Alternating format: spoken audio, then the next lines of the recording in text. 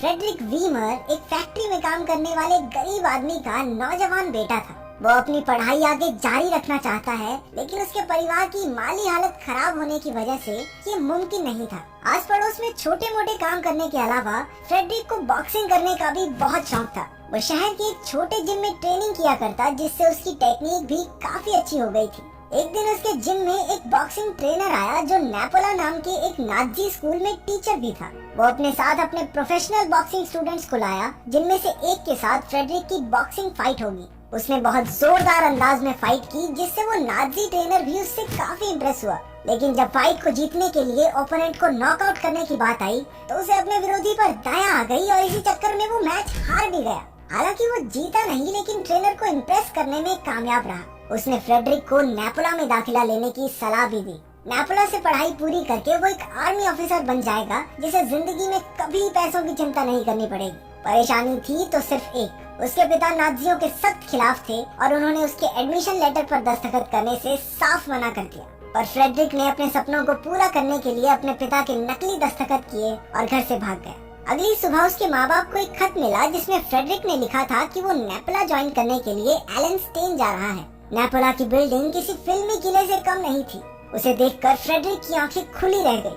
तभी वहाँ एक ट्रेनर आया और उसने फ्रेडरिक को उसके रूममेट क्रिस्टोफ से मिलवाया। क्रिस्टोफ ने उसे कमरा दिखाया और 15 मिनट के अंदर अंदर ऑडिटोरियम पहुँचने को कहा। जब फ्रेडरिक ने पहली बार यूनिफॉर्म पहनी तो वो चाहकर भी अपनी खुशी छिपा नहीं पा रहा था। असेंबली में हेड कैडेट के पूरे भाषण के दौरान फ्रेडरिक के चेहरे पर एक हल्की मुस्कान थी। असेंबली के बाद क्रिस्टोफ ने उसे उनके बाकी रूममेट से मिलवाया। अचानक एक सीनियर स्टूडेंट जोशर भी वहां आ पहुंचा। उसने धौंस जमाकर फ्रेडरिक को 100 पुशअप करने का ऑर्डर दिया, क्योंकि उसकी अलमारी ढंग से सेट नहीं थी। लेकिन ट्रेनर ने मौके पर आकर ये सब रोक दिया। रात को फ्रेडरिक सो नहीं पा रहा था, तो उसने क्रिस्टोफ से बात करनी चाहिए, लेकिन बत्तियां बुझने के बाद उन्हें बात करने की इजाजत नहीं थी। अगली सुबह उनका छठा रूममेट भी आ गया, जिसका नाम एल्ब्रेस्ट स्टेन है। वो शहर के गवर्नर का बेटा है, लेकिन उसे ऑफिसर बनने में बिल्कुल दिलचस्पी नहीं थी। उसे कविताएं और कहानियां लिखना पसंद था। उसने फ्रेडरिक की बेड सेट करने में मदद की, जिससे वो दोस्त बन गए। इसके बाद उनकी ट्रेनिंग करवाने एक बेरहम इंस्ट्रक्टर आया, जिसका नाम कार्ल था।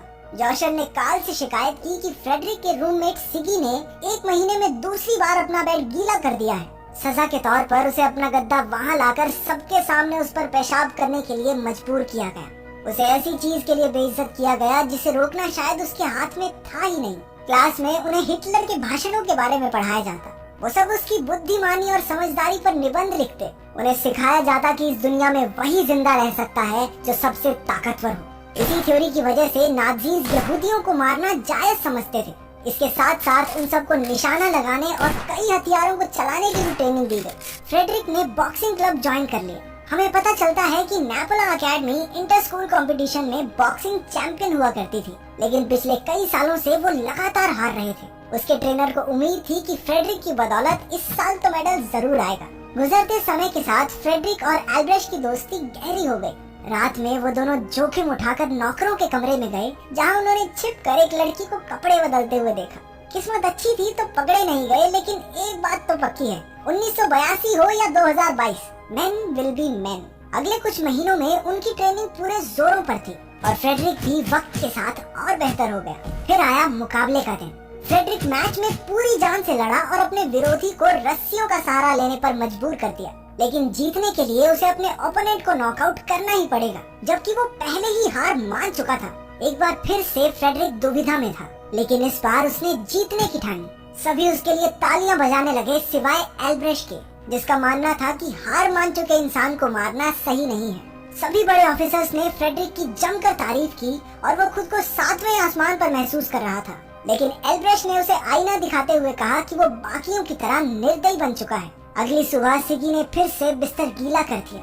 जोशर ने उसे धमकाते हुए कहा कि अगर उसने डिनर से पहले उसे अपना मुंह बंद रखने के लिए पैसे नहीं दिए तो वो उसकी शिकायत सीधा ट्रेनर से करेगा। उस दिन ट्रेनर कैडेट्स को फील्ड में ले जाकर स्टिक ग्रेनेड का इस्तेमाल करना सिखा रहा था, लेकिन एक सैनिक ने गलती से चलता हुआ ग्रेनेड गिरा दिया। उनका ट्रेनर, जो बहुत बहादुर बनता था, बाकी सबको मरने के लिए छोड़कर वहाँ से दुम दबाकर भाग निकला। हर तरफ कैडेट्स डरे सहमे खड़े थे, लेकिन एक लड़का था जिसने बहादुरी दिखाई। सिगी ने ग्रेनेड पर कूदकर उसे अपने शरीर से ढक लिया। जबरदस्त धमाका हुआ और सिगी के शरीर के चीथड़े उड़ गए। लेकिन अपनी जान देकर उसने 20 कैडेट्स को बचाया। अगले दिन उसकी बहादुरी और शौर्य के लिए उसे मेडल ऑफ ऑनर से सम्मानित किया गया। लेकिन फ्रेडरिक को ये बात बहुत चुभ रही थी कि जिस इंसान ने सिगी को अपना बिस्तर गीला करने पर कमजोर और कायर कहकर उसे सजा दी, वो खुद जरूरत के समय सबसे बड़ा भगोड़ा निकला। वहाँ मौजूद हर फौजी को ट्रेनर पर गुस्सा आ रहा था। अगले दिन वो सबको अपने पेट की मसल्स मजबूत करने की ट्रेनिंग दे रहा था। उसने उनमें से एक को अपनी ताकत दिखाने के लिए अपने पेट में मुक्का मारने के लिए कहा। फ्रेडरिक खुद से आगे बढ़ा और सिगी की मौत का बदला लेने के लिए एक जोरदार घूसा उसके पेट में दिया। बाद में अल्ब्रिच ने फ्रेडरिक को अपने पिता के जन्मदिन पर हवेली में आने का न्योता दिया। उस शाही हवेली को देखकर फ्रेडरिक दंग रह गया।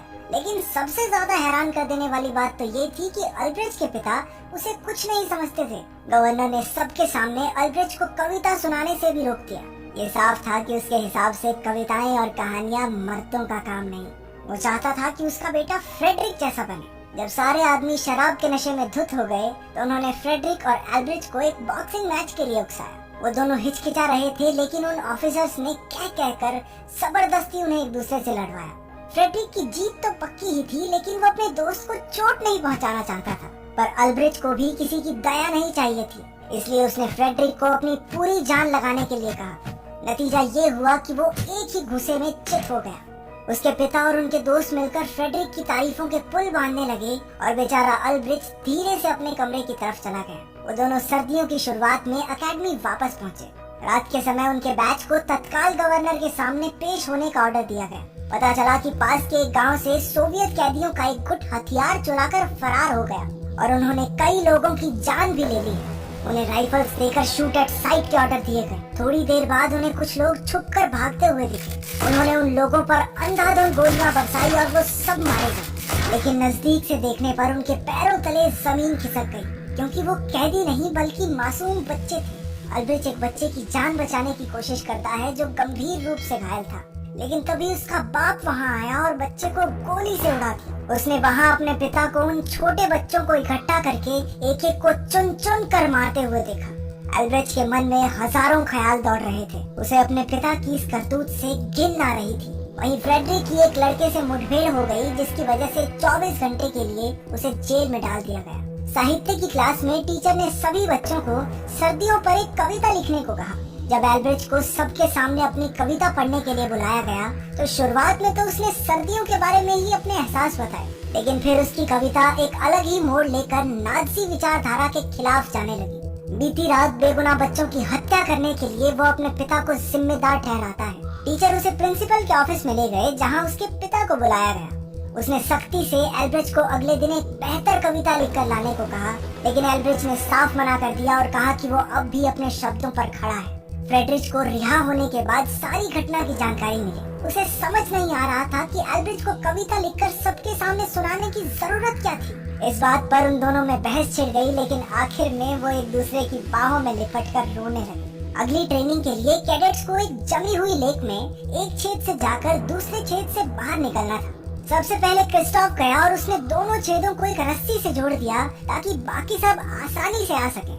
जब अल्ब्रिच की बारी आई तो वो अंदर कूदकर बीच रास्ते में ही रुक गया। फ्रेडरिक को एहसास हुआ कि वो क्या कर रहा है, लेकिन इससे पहले कि वो कुछ कर पाता, अल्ब्रिच ने बर्फ के अंदर से ही छूकर एक आखिरी बार अपने दोस्त को अलविदा कहा। आखिरकार वो डूबकर पानी की गहराइयों में समा गया। फ्रेडरिक बेबस होकर रोने के अलावा कुछ नहीं कर सका। उसके दोस्त उसे कमरे में ले गए। रात भर बैठकर उसने अपने दोस्त की शान में एक कविता लिखी, लेकिन प्रिंसिपल ने उसे अखबार में पब्लिश करने से साफ मना कर दिया, क्योंकि अल्ब्रिच किसी के लिए शहीद नहीं हुआ था, उसने तो आत्महत्या की थी। उधर अल्ब्रिच के पिता को भी उसके मरने की खबर पहुंची। उसने कोई दुख न जताते हुए कहा कि अल्ब्रिच कमजोर था। फ्रेडरिक उसकी मौत का शोक मना रहा था, पर उसके बॉक्सिंग इंस्ट्रक्टर ने बताया कि बॉक्सिंग टूर्नामेंट का आखिरी मुकाबला कल होगा और वो चाहता है कि फ्रेडरिक उसके लिए पूरी तरह तैयार रहे। अगले दिन गवर्नर भी दर्शकों में मौजूद था। उसके चेहरे पर ऐसी मुस्कान थी मानो उसका बेटा कभी मरा ही नहीं। फ्रेडरिक पहले राउंड में पूरी जी जान से लड़ा और अपने ओपोनेंट पर पूरी तरह से हावी पड़ रहा था, लेकिन गवर्नर का मुस्कुराता चेहरा देख उसका दिमाग हिल गया। वो जानबूझकर पिटने लगा, ये सोचकर कि अपने दोस्त के हत्यारों को तो नहीं जितवाएगा। अंत में उसका ओपोनेंट जीत गया और नेपोला अकेडमी के हाथ से फिर से मेडल निकल गया। उनकी बहुत बेइज्जती हुई। अगले दिन फ्रेडरिक को अपने सारे कपड़े उतारकर कमरे तक नंगा जाने की सजा दी गई। जब उसने अपना सारा सामान पैक कर लिया तो उसे एकेडमी से निकाल दिया गया। आखिर में वो अपने शहर के लिए